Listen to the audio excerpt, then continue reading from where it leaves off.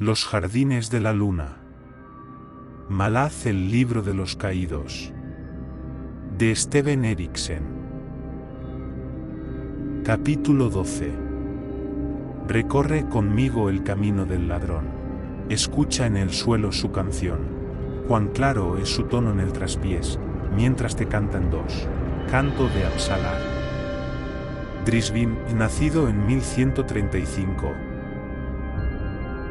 Al tiempo que se pellizcaba una ceja, Krupp se sentó dispuesto a leer en el estudio de Mammoth. Y en el advenimiento fue tullido el dios, y así encadenado en el lugar.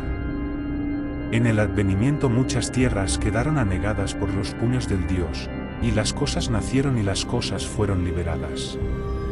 Encadenado y mutilado estaba este dios. Krupp levantó la mirada del antiguo volumen y puso los ojos en blanco. Brevedad. Krupp ruega brevedad. Y devolvió la atención al manuscrito. Y cultivó precaución en la revelación de sus poderes.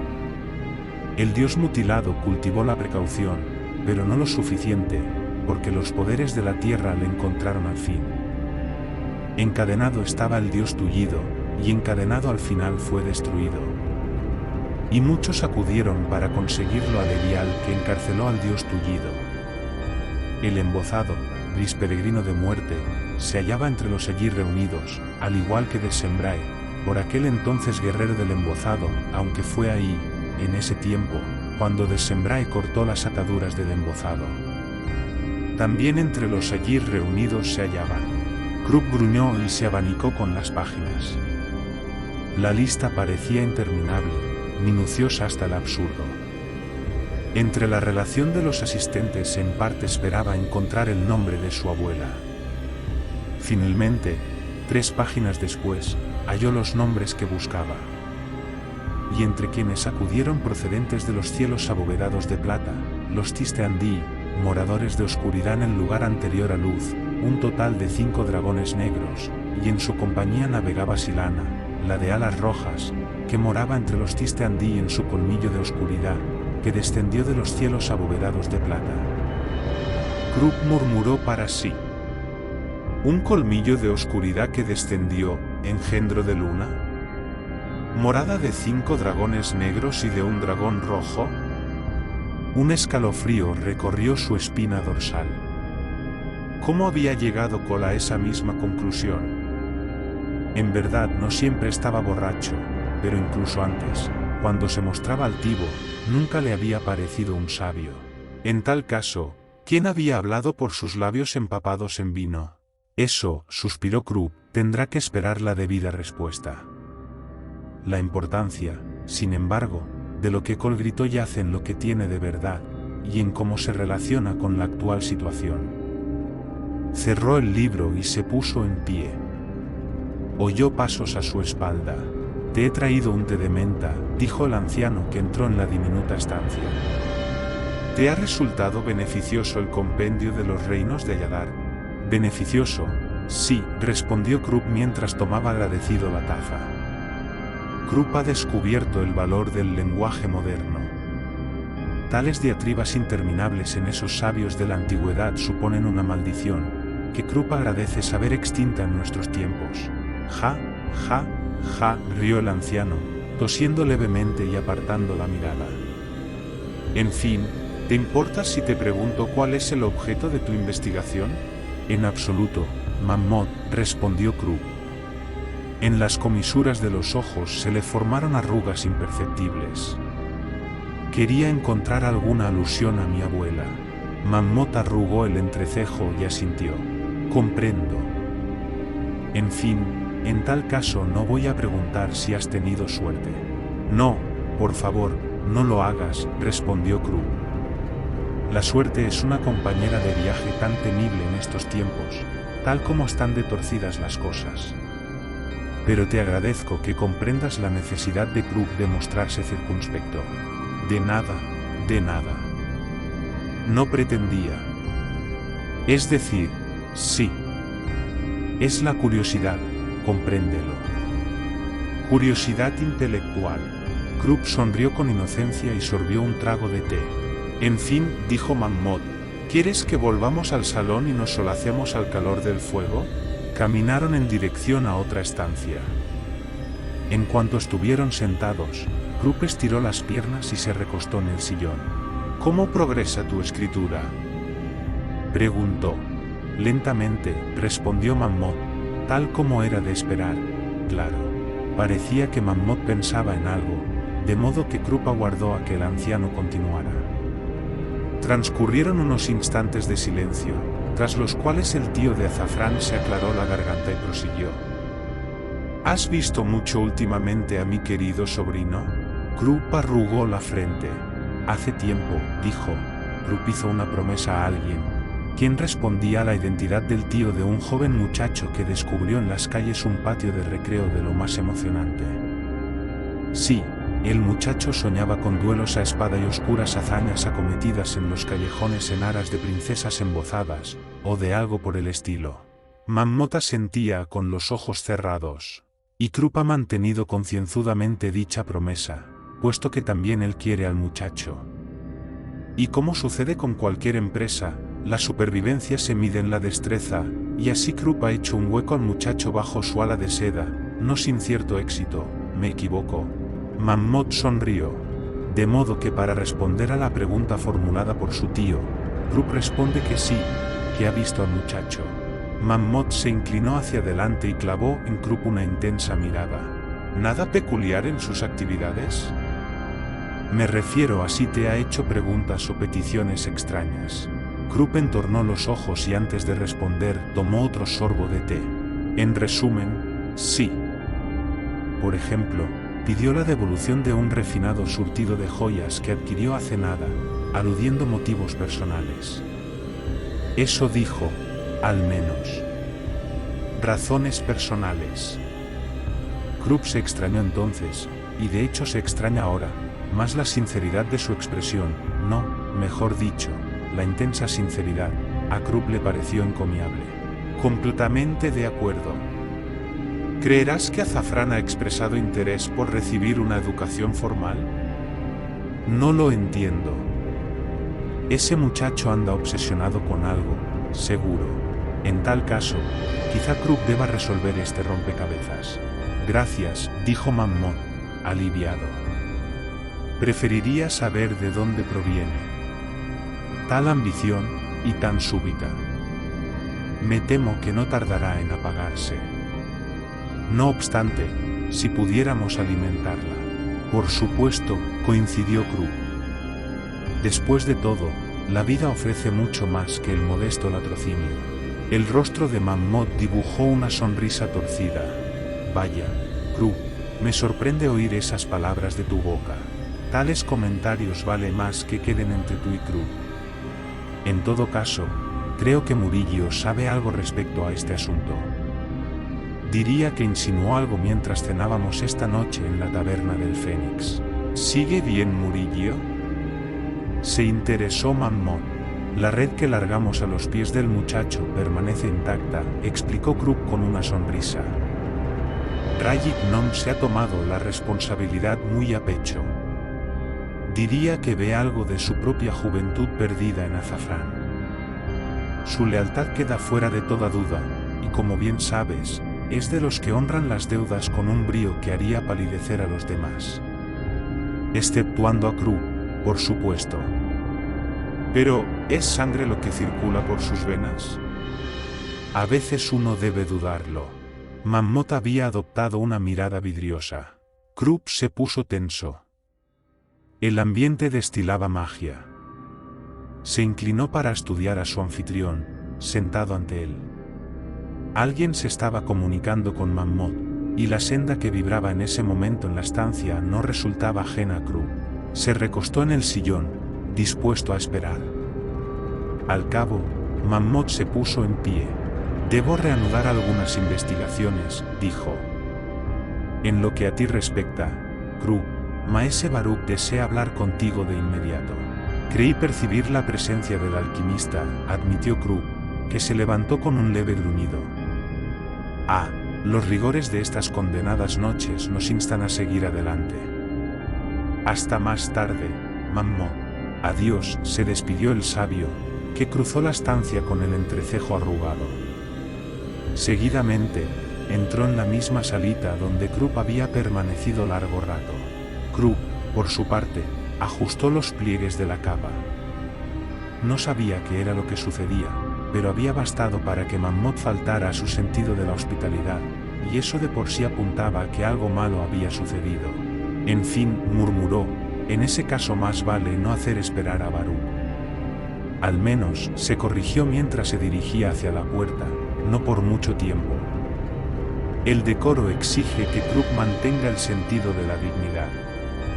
Andará a buen paso, sí. Pero debe andar, puesto que Krupp necesita tiempo para pensar, para planear, para intrigar, para adelantarse a los acontecimientos, también para desandar algunas de sus reflexiones, para saltar hacia adelante con otras, para hacer todo cuanto sea necesario. Antes que nada, Krupp debe discernir la naturaleza de la mujer que lo siguió, la misma que mató a Cher, la que reparó en que Azafrán había visto sangre en su arma y que, nada más llegar, había identificado en el garbo de Rajib Gnome a un asesino. Podría ser la clave de todas las cosas, aún más, puesto que la moneda le había enseñado la cara, aunque solo fuera por un instante. Krupp cree que eso nos será devuelto, para bien o para mal. Se paró a mirar a su alrededor, pestañeando sin cesar. Como mínimo, masculló, Krupp debería abandonar la habitación de Mammoth. Echó un vistazo a la estancia en la que había entrado el sabio. De su interior surgía el rumor de las páginas que el tío de Azafrán pasaba con rapidez. Krupp suspiró aliviado y luego se marchó. Arpía encrespó las alas chamuscadas y dio unos saltitos algo inquieta. ¿Dónde se había metido el alquimista? Tenía que atender un millar de cosas antes de que terminara la noche, aunque en verdad no podía pensar en ninguna de ellas. A pesar de todo, no le gustaba que la hicieran esperar. Se abrió la puerta del estudio y Baruch entró, enfundándose la túnica en su enorme corpachón. Mis disculpas, Arpía, me hallaba indispuesto. Arpía graznó. La hechicería emanaba de él y lo rodeaba como una nube densa de perfume. Mi señor Lord Anomanderak me ha ordenado ponerte al corriente de todo lo que le expliqué tras mis aventuras en la llanura de Ribí, dijo sin más preámbulos. Baruch se acercó al lugar donde el gran cuervo nadeaba en la mesa de mapas. Allí, el alquimista frunció el entrecejo. Te han herido. Sobre todo el orgullo. Escucha, pues, mi historia. Baruch enarcó una ceja. Grave era el humor de la vieja arpía. Guardó silencio y ella empezó su relato. Una pequeña marioneta se acerca procedente del norte, una creación de transmutación del alma, generada gracias a la senda del caos. Posee un poder inmenso, retorcido, maligno incluso para los grandes cuervos. Ha matado a muchos de los míos, entrando y saliendo de la senda. Lo cierto es que le complacía hacerlo. Arpía chasqueó el pico en un gesto de rabia, antes de continuar. Persigue un poder al que no podría acercarme, y sea cual sea este, la marioneta se dirige hacia las colinas Gadrovi, en lo cual estamos de acuerdo mi señor y yo. El poder busca algo que se halla en esas colinas, pero nosotros no somos de estas tierras. Por ello te traemos estas nuevas, alquimista. Dos fuerzas convergen en las colinas Gadrovi. Mi señor te pide que averigües por qué. El rostro de Baruch había perdido todo rastro de color. Se volvió lentamente y se acercó a una silla. Al sentarse, acercó las manos a la cara y cerró los ojos. El imperio de Malaz buscaba algo que no podía controlar, algo enterrado en las colinas Gadrovi. Que una u otra fuerza fuera capaz de liberarlo ya era arena de otro costal. Buscar no era lo mismo que encontrar, y encontrar no equivalía a salirse con la suya. Arpía lanzó un silbido impaciente. ¿Qué hay enterrado allí, alquimista? Un tirano Jagut encerrado por los propios Jagut. Generaciones de estudiosos y hechiceros han querido encontrar ese túmulo. Nadie ha logrado dar con una sola pista. Baruch levantó la mirada, con el rostro marcado por la preocupación. Sé de un hombre, aquí en Daruyistan, que ha reunido todo el conocimiento disponible acerca de esta tumba. Debo entrevistarme con él. No obstante, puedo ofrecer a tu señor lo que te diré a continuación. Hay una piedra en las colinas Gadrovi. Conozco bien su ubicación. Es casi invisible, solo asoma en el suelo la erosionada punta, quizá mida un palmo. Las otras dos varas se hallan bajo tierra. Pueden apreciarse restos de hoyos y fosas excavadas a su alrededor, todo ello para nada. Si bien la piedra señala el punto inicial, no constituye la entrada al túmulo. Entonces, ¿dónde encontrar la entrada? Eso no voy a decírtelo. En cuanto hable con mi colega, quizá pueda darte más detalles. Quizá no. Pero el medio por el cual puede accederse al túmulo debe permanecer en secreto. Eso no nos sirve de nada. Mi amo es extraordinariamente poderoso, interrumpió Baruch. Sus intenciones distan de ser claras, Arpía, por mucho que podamos ser aliados. Lo que yace bajo el túmulo podría destruir una ciudad. Esta ciudad. No permitiré que algo así caiga en manos de Rak. Tendrás la ubicación de la piedra, puesto que es allí donde se acercan quienes buscan el túmulo. Tengo una pregunta que hacerte, Arpía. ¿Se trata de la marioneta? ¿Estás segura de que persigue ese gran poder? Arpía asintió. Rastrea. Se oculta cuando es necesario. Das por sentado que ambos poderes pertenecen a los de Malaz. ¿Por qué? Primero, porque quieren Daruyistan, respondió Baruch tras lanzar un gruñido. Harán lo que sea necesario para apoderarse de la ciudad. Tienen acceso a ingentes bibliotecas en las tierras que han conquistado. El túmulo Jabut no constituye un secreto por sí mismo. Segundo, has dicho que ambos poderes venían del norte. Solo pueden venir de Malaz. Disto mucho de saber por qué uno se oculta del otro, aunque no dudo de que existirán facciones enfrentadas en el imperio. Cualquier entidad política tan considerable como esa alberga la discordia. Sea como fuere, constituyen una amenaza directa a Daruyistan, y por extensión, a los deseos de tu amo de impedir que el imperio de Malaz pueda conquistarnos. Siempre y cuando demos por sentado que se trata de intereses de los de Malaz, te mantendremos informado de las actividades que tengan lugar en la llanura de Ribi. Mi señor decidirá si debe interceptar a esos poderes antes de que alcancen las colinas Gadrovi. Arpía clavó un ojo en Baruch. Era obvio que estaba molesta. Ha obtenido poca ayuda de sus aliados. Confío en que se ponga remedio a esto la próxima vez que hablemos. El alquimista se encogió de hombros. Mi primera reunión con Anomander Rak ha constituido mi única reunión con él. La ayuda exige de una comunicación fluida. Endureció el tono. Informa a tu amo de que también nosotros compartimos su actual insatisfacción. Mi señor ha estado muy ocupado, replicó Arpía aleteando hacia el alféizar. Baruch observó al ave mientras ésta se disponía a alzar el vuelo. ¿Ocupado?, preguntó molesto. ¿Por qué motivo? Todo a su tiempo, alquimista, graznó Arpía. Un instante después ya se había marchado. Baruch maldijo, y con gesto enojado cerró la ventana y echó el cerrojo a los postigos. Hacerlo por medio de la magia y a distancia no era tan satisfactorio como físicamente. Con un gruñido, se levantó y se acercó a la repisa de la chimenea. Se sirvió una copa de vino. Hacía menos de media hora había conjurado un demonio. No era un conjuro demasiado ambicioso, necesitaba un espía, no un asesino. Algo le decía que habría de conjurar criaturas mucho más mortíferas en un futuro cercano. Frunció el entrecejo, luego tomó un sorbo de vino. Mammoth, susurró mientras accedía a la senda, te necesito.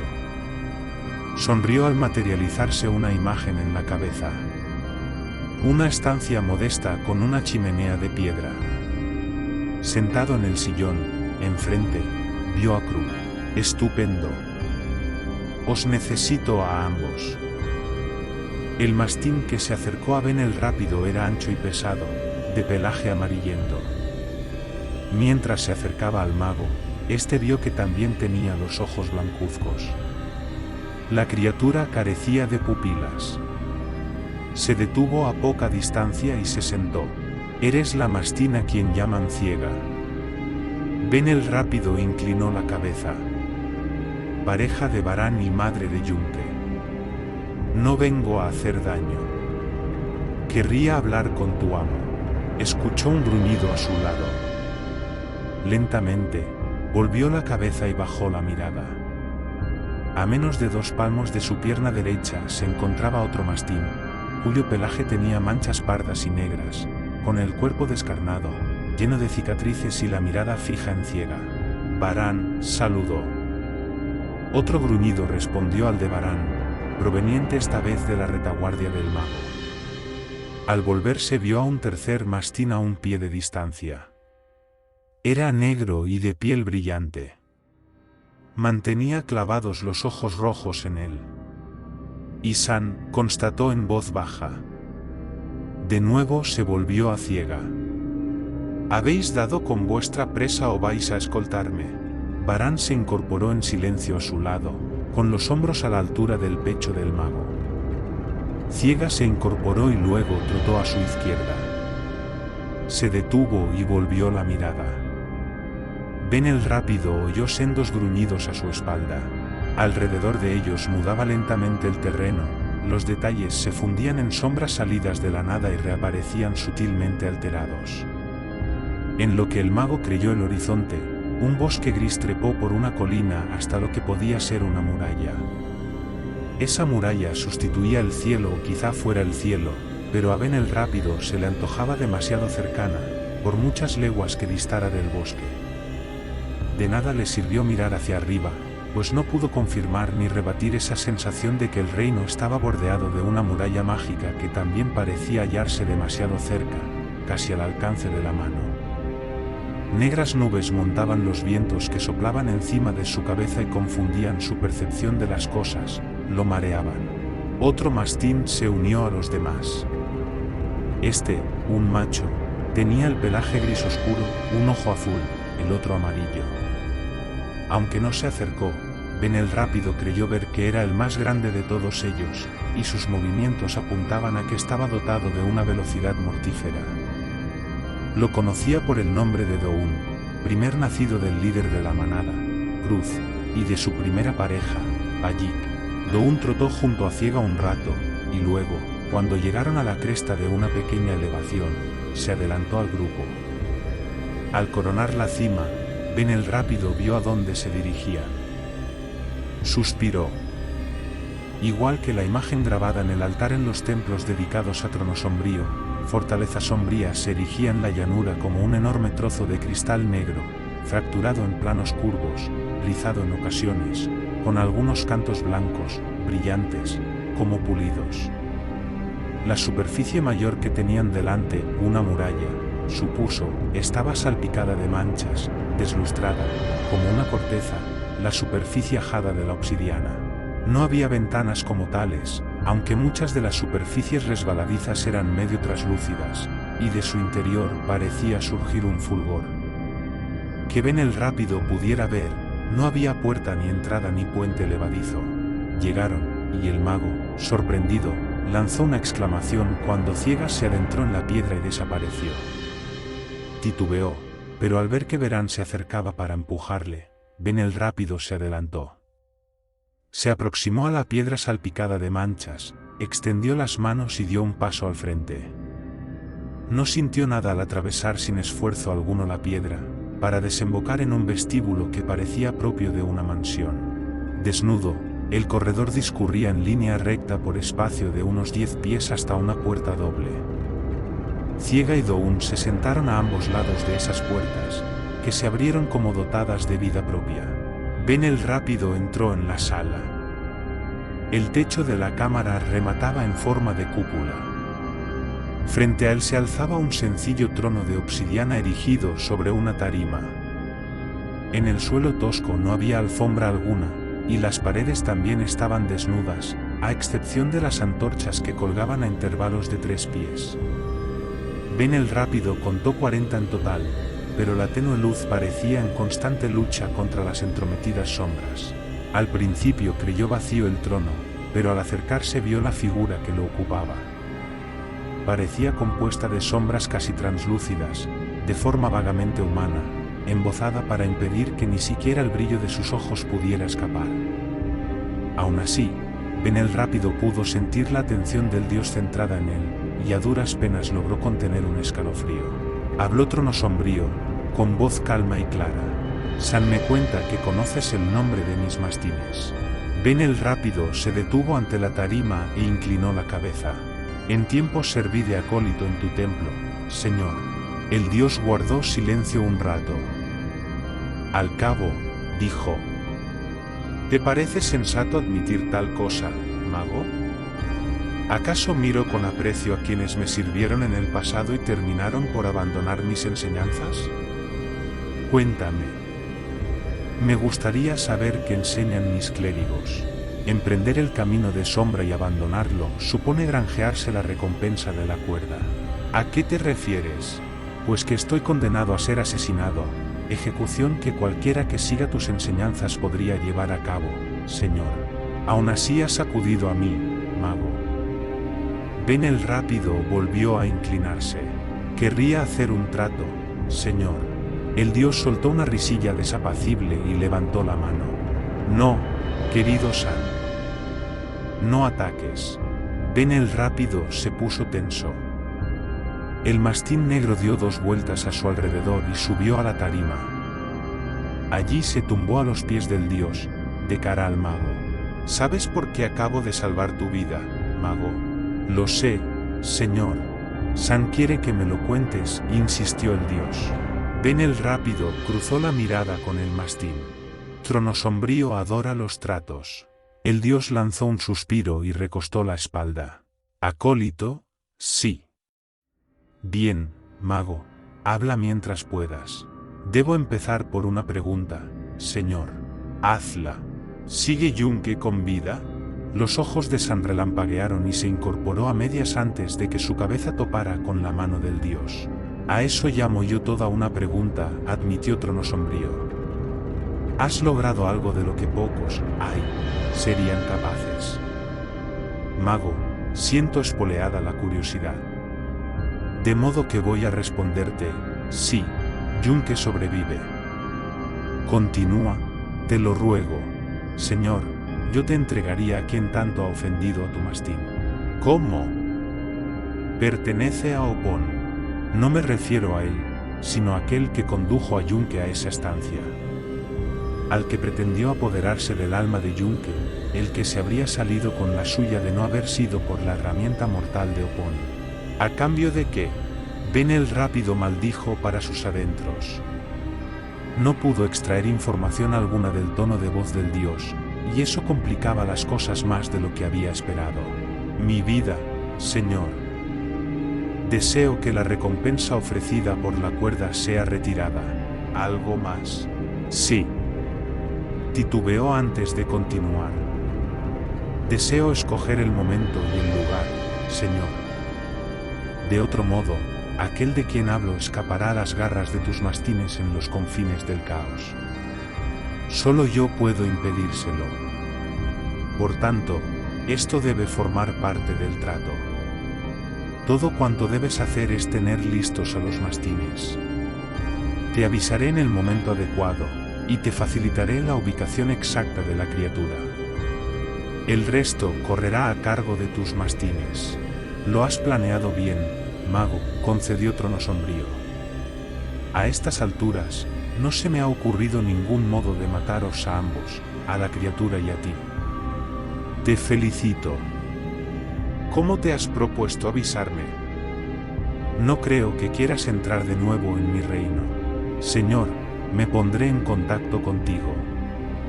Eso te lo garantizo, pero no puedo decirte nada más al respecto. ¿Y si empeñara mi poder en lograrlo, mago?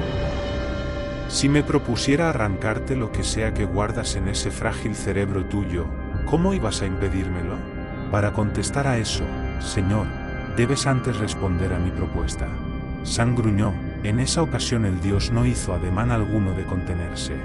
Ben el Rápido se apresuró a añadir: dado que buscas traicionarme a la menor oportunidad, puesto que buscarás un punto débil en mi plan, presupuesto todo esto, necesito tu palabra de que corresponderás a tu parte del trato si todo lo demás te fallara, señor. Dame eso y responderé a tu última pregunta.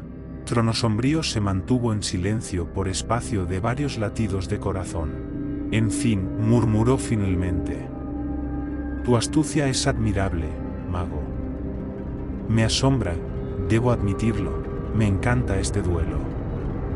Lo único que lamento es que abandonaras la senda de sombra, porque habrías llegado muy lejos. De acuerdo, tienes mi palabra. Los mastines estarán listos. Veamos, ¿por qué no habría de abrir tu cerebro aquí y ahora, mago? La respuesta que buscas, señor, está en tus propias palabras. Ben el Rápido levantó los brazos. Hubiera llegado lejos, Tronosombrío, sirviéndote.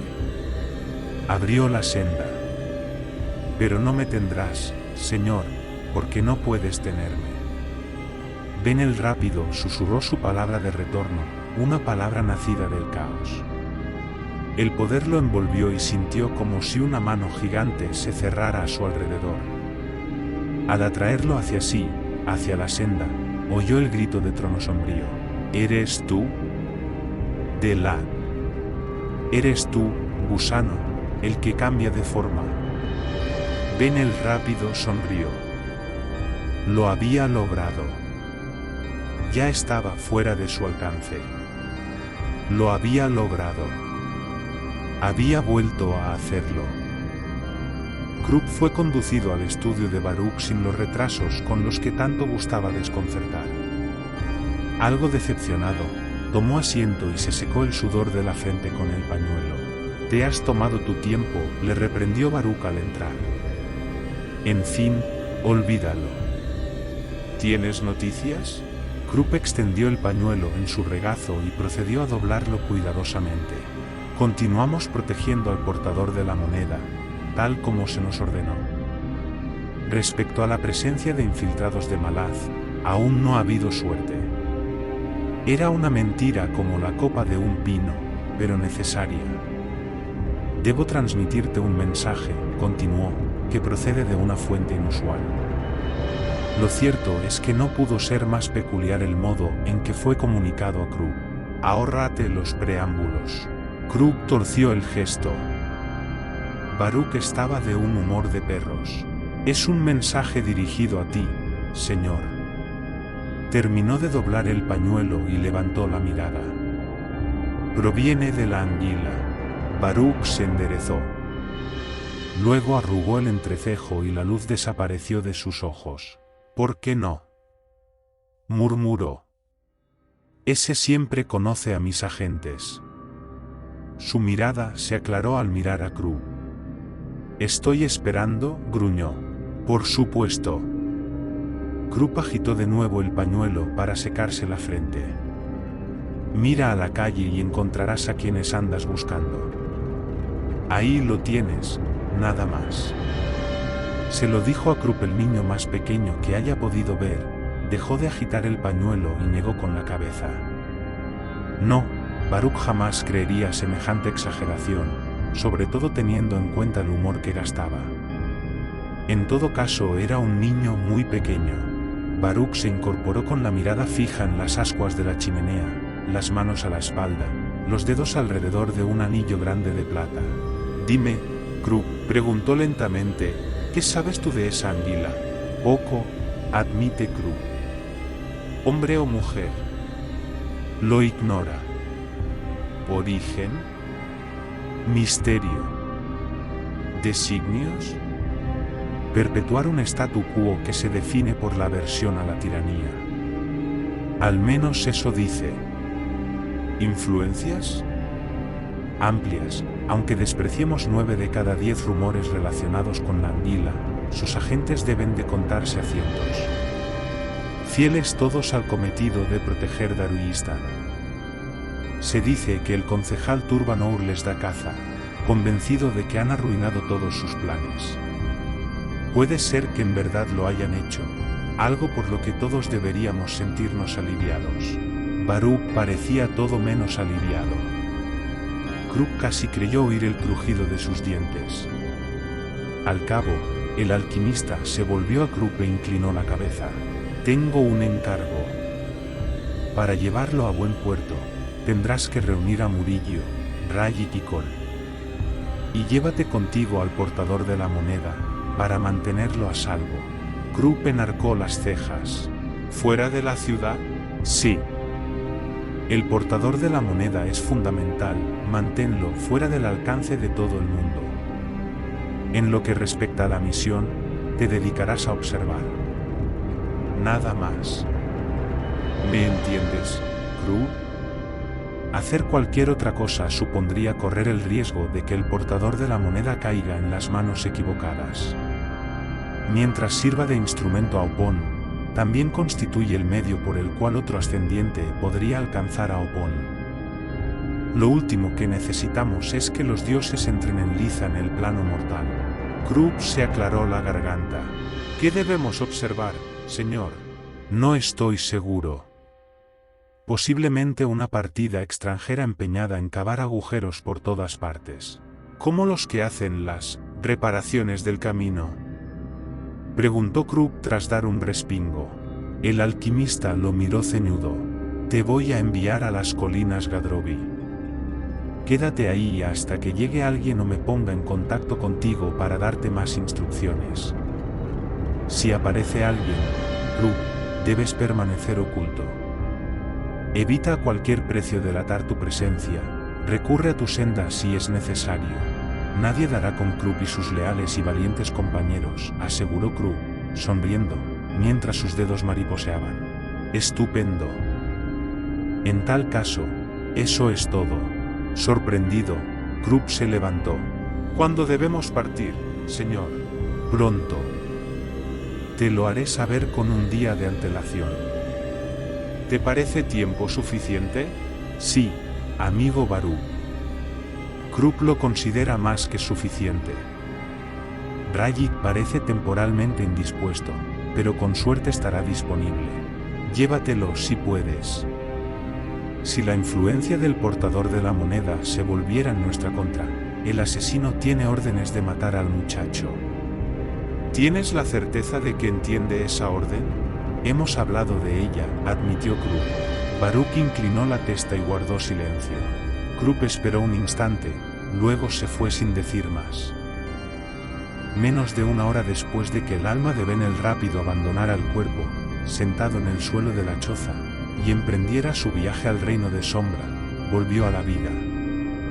Con los ojos rojos del cansancio nacido de la implacable tensión, Kalam se puso en pie y aguardó a que su amigo volviera en sí.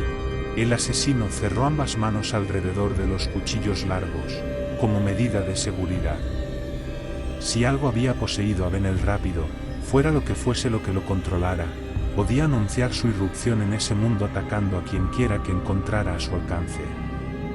Kalam contuvo el aliento. Se abrieron los ojos del mago, y el brillo volvió de la mano de la conciencia. Vio a Kalam y sonrió. ¿Ya? Preguntó el asesino tras exhalar el aire. ¿Lo has logrado? Sí, en todos los aspectos. Parece increíble, ¿verdad? Kalam no pudo contener una amplia sonrisa. Dio un paso al frente y ayudó a Ben el Rápido a ponerse en pie. El mago se apoyó en él, no menos sonriente. Descubrió quién era cuando me iba. La sonrisa de Ben el Rápido se hizo, si cabe, más pronunciada. Debiste de oírlo gritar. ¿Sorprendido? ¿Cuántos clérigos supremos queman las túnicas de su vestimenta? No lo suficientes, si de veras te interesa mi opinión. Sin templos ni clérigos las costosas pullas de los dioses no afectarían al reino mortal. Sería como vivir en un paraíso, ¿no crees, amigo mío? Quizá, dijo una voz proveniente del umbral. Ambos se volvieron para encontrar a Lástima de pie en la entrada, con la capa medio echada sobre el delgado cuerpo. Estaba empapada por la lluvia, y hasta ese momento Calam no reparó en que la lluvia se filtraba por las goteras de la choza. El asesino se apartó de Ben el Rápido para desembarazar las manos. ¿Qué haces aquí?, dijo en tono de exigencia. ¿Sueñas con el paraíso, mago? Me encantaría haber escuchado toda la conversación. ¿Cómo nos has encontrado?, preguntó Ben el Rápido. Lástima entró en la choza y se quitó la capucha. He encontrado a un asesino, respondió. Lo he seguido. Está en un lugar llamado la Taberna del Fénix, en el distrito Daru. ¿Estás interesado?, preguntó dirigiéndoles una mirada perdida. Quiero respuestas, dijo Calam en voz baja. Ben el Rápido recostó la espalda en la pared para dejar espacio al asesino y preparar los hechizos si era necesario, aunque lo cierto era que apenas tenía fuerzas para recurrir a la senda en ese momento. Se percató de que tampoco Calam parecía muy dispuesto a reñir, lo cual sin duda no le impediría actuar. En ese momento era cuando Calam resultaba más peligroso, y el tono bajo con que había hablado era más elocuente que las palabras dichas. Lástima sostuvo con mirada de pez los ojos de Calam. Me ha enviado el sargento. Mientes, interrumpió Calam sin alterarse. Whiskey Hack no sabe dónde estamos. De acuerdo. He percibido tu poder, mago. Posee una sintonía muy peculiar. Ben el Rápido parecía aturdido. Pero sí he trenzado un escudo alrededor del lugar, dijo. Sí. Soy la primera en sorprenderme, mago. Por lo general soy incapaz de dar contigo, pero parece ser que han aparecido unas fisuras. Ben el Rápido lo meditó un instante. ¿Fisuras? Decidió que no era la palabra adecuada, pero Lástima no lo sabía. Había dado con ellos porque era lo que ellos sospechaban que era, un peón de la cuerda. El reino de sombra había estado unido, por breve y tenuemente que fuera esa conexión, a su propio ser. No obstante, solo un servidor de sombra poseía la percepción necesaria para detectar ese nexo. El mago se situó junto a Calam y apoyó una mano en su hombro. Calam se volvió a él con cierto sobresalto. Tiene razón. Han aparecido fisuras, Calam. Diría que tiene un talento natural para la magia. Vamos, amigo mío, que la muchacha ha encontrado aquello que estábamos buscando. Pongámonos en marcha. Lástima volvió a cubrirse con la capucha. Yo no os acompaño, informó. Lo reconoceréis nada más verlo. Sospecho que pone un gran empeño en anunciar su profesión a los cuatro vientos. Quizá la guilda se os adelante. Sea como fuere, buscad en la Taberna del Fénix. ¿Se puede saber en qué coño andas metida?, preguntó Calam de malos modos. Voy a hacer un encargo del sargento. Lástima les dio la espalda y salió de la choza. Calam soltó una exhalación. Ha resultado ser quien creíamos que era, corroboró Ben el Rápido. Hasta aquí, bien. En otras palabras, gruñó el asesino, si la hubiera atacado ahora ya sería hombre muerto. Exacto. Nos encargaremos de ella cuando llegue el momento. Pero por ahora la necesitamos. Calam asintió. ¿A la Taberna del Fénix? Eso mismo. Y nada más cruzar la puerta lo primero que pienso hacer es tomar un trago. Me parece perfecto, sonrió Ben el Rápido. Rayik levantó la mirada cuando el hombretón entró en la taberna. Su piel negra delataba un origen sureño, lo que de por sí no era inusual. Lo que atrajo la atención de Rayik, no obstante, fueron los cuchillos de hoja larga, empuñadura de hueso y pomo de plata que ceñía bajo el amplio cinto. Esas armas no eran precisamente del sur. Grabado en el pomo reconoció una cuadrícula que todos en el negocio sabían que era la marca del asesino. El hombre entró pavoneándose en la sala como si fuera el propietario del lugar, y ninguno de los parroquianos habituales a los que golpeó con el hombro parecieron muy por la labor de discutírselo. Finalmente llegó a la barra y pidió un trago. Rajik estudió el pozo de su propia jarra. Saltaba a la vista que aquel hombre quería hacerse notar, sobre todo por alguien como Rajik Nom, por un asesino de la guilda. ¿Con qué objeto? Aquello no encajaba. Ocelote, el líder del clan, estaba convencido, al igual que todos los miembros de la guilda, de que las garras del imperio habían llegado a la ciudad y les habían declarado la guerra. Rajik no estaba tan seguro de ello. Aquel hombre de la barra podía tan fácilmente provenir de 7 ciudades como tratarse de un viajero de Kalos. Algo había en el propio del imperio de Malaz. ¿Sería una garra? Si así era, ¿por qué se mostraba? Hasta el momento, el enemigo no había dejado ninguna pista, ni siquiera un solo testigo, de su identidad.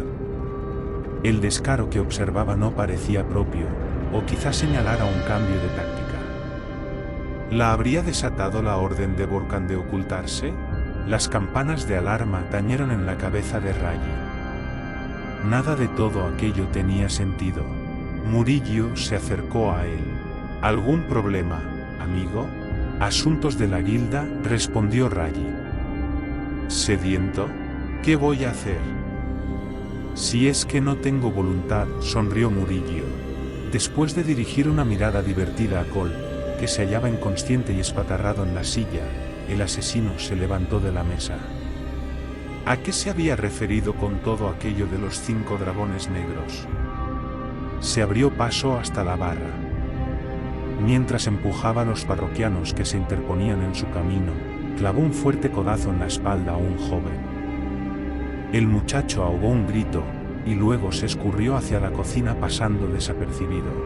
Rajik llegó a la barra, llamó la atención de Scurve y pidió otra jarra. Aunque no miró en dirección al extranjero, supo que éste había reparado en su presencia.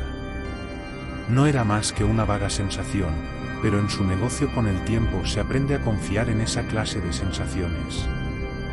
Lanzó un suspiro cuando Scurve le entregó la espumeante jarra. En fin, había hecho lo que Ocelote exigía de él, aunque sospechaba que su líder de clan le pediría más. Volvió a la mesa y conversó con Murillo un rato. También fue sirviéndole la mayor parte de la jarra. Murillo percibió una tensión creciente en Rajik y puso objeciones. Apuró el último trago y se levantó de la silla. En fin, dijo, Krupp se ha esfumado y Azafrán no aparece. Como Cole sigue muerto en vida, solo me queda agradecerte la invitación, Rajik. Creo que ha llegado el momento de buscar un lecho caliente. Hasta mañana, pues. Rajik permaneció sentado un rato, durante el cual dirigió la vista tan solo una vez al hombre negro apoyado en la barra. Al cabo, se levantó para acercarse a la cocina. Los 2 cocineros se miraron cuando pasó por su lado. Rajik los ignoró. Llegó a la puerta, que habían dejado ajustada con la esperanza de disfrutar de la corriente. Al salir, el callejón estaba húmedo pero ya no llovía. De un recoveco situado en la pared de enfrente surgió una figura que le resultaba familiar. Rajik se acercó a Ocelote. Hecho. Tu hombre es el negro grandullón que está en la barra tomando una cerveza. 2 dagas con el pomo grabado. Parece peligroso y no es de los que querría encontrarme en un callejón oscuro. ¿Es todo tuyo, Ocelote? ¿Sigue ahí dentro? Preguntó este, arrugando el rostro picado de viruela. Estupendo. Pues venga, adentro. Asegúrate de que repare en ti. Asegúrate del todo, no. Ya estoy seguro, protestó cruzado de brazos. Vas a tener que sacarlo fuera. Llévalo al corralón de Tarloth, en la zona de carga. Ocelote hizo una mueca burlona. Son órdenes de Vorkhan, no. Y cuando salgas, hazlo por la puerta principal. No cometas errores, y nada de sutilezas. Ese hombre es un asesino, objetó Raji. Si no me muestro sutil, sabrá que es una trampa y me dejará seco en un latido de corazón. Haz lo que ha ordenado Vorkhan, Nom, adentro. Raji contempló a su comandante para dejar bien claro que estaba en desacuerdo. Luego volvió a la cocina. Los cocineros le sonrieron, pero solo un instante. Una mirada al rostro de Raji bastó para que se esfumara cualquier atisbo de humor en el ambiente. Se inclinaron sobre la labor, igual que si el jefe los hubiera abroncado. Raji entró de nuevo en el salón de la taberna, allí se quedó inmóvil. Maldición, masculló. El hombre negro se había marchado. ¿Y ahora? Se encogió de hombros. A la puerta principal. Y se abrió paso por entre los parroquianos. En un callejón, a un lado del cual se alzaba una alta pared de piedra, Azafrán se apoyó en los húmedos tabiques de la casa de un mercader y observó con los ojos entornados el perfil de una ventana. Se encontraba en la tercera planta, por detrás de la pared, tras los postigos, la habitación que conocía perfectamente. Había brillado la luz en su interior a lo largo de las últimas 2 horas que él había pasado ahí, pero durante el último rato la estancia había permanecido a oscuras. Entumecido por el cansancio y carcomido por la duda, Azafrán se envolvió con la capa. Se preguntó qué hacía él ahí, y no lo hizo por primera vez. Toda su decisión parecía haberse esfumado por los canalones, arrastrada por el agua de la lluvia. ¿Había sido la mujer de pelo oscuro de la taberna del Fénix? ¿Podía ella haberle alterado tanto? La sangre de la daga parecía asegurar que lo mataría sin titubear con tal de mantener el secreto a buen resguardo. Quizá era la moneda que giraba lo que le tenía tan confundido. Nada de lo relacionado con el incidente había sido natural. ¿Qué tenía de malo su sueño de que lo presentaran a la doncella de los de Adler? No tenía nada que ver con la asesina del bar. Nada, murmuró para después arrugar el entrecejo. Y ahora no se le ocurría otra cosa que ponerse a hablar solo. Un pensamiento cruzó su mente y frunció el ceño de forma aún más pronunciada de lo habitual. Todo había empezado a convertirse en una locura la noche en que robó a la doncella. Si se hubiera detenido, si al menos no hubiera mirado su rostro adorable, redondo, suave. Dejó escapar un gruñido. De cuna alta, ese era el único problema, ¿verdad? Ahora le parecía tan estúpido, tan absurdo. ¿Cómo había llegado a convencerse de que era posible conocerla? Se estremeció. No tenía importancia. Lo tenía planeado, y había llegado el momento de llevar el plan a buen puerto. No puedo creerlo, murmuró al apartarse de la pared y enfilar el callejón. Acarició la bolsa que llevaba colgada de la cintura. Estoy a punto de devolver el rescate de una dama. Llegó a la muralla de piedra que buscaba y se dispuso a trepar. Llenó de aire los pulmones. De acuerdo, vamos allá. La piedra estaba húmeda, pero estaba decidido a escalar una montaña si hacía falta. Siguió subiendo y no resbaló ni titubeó un solo instante en todo el ascenso.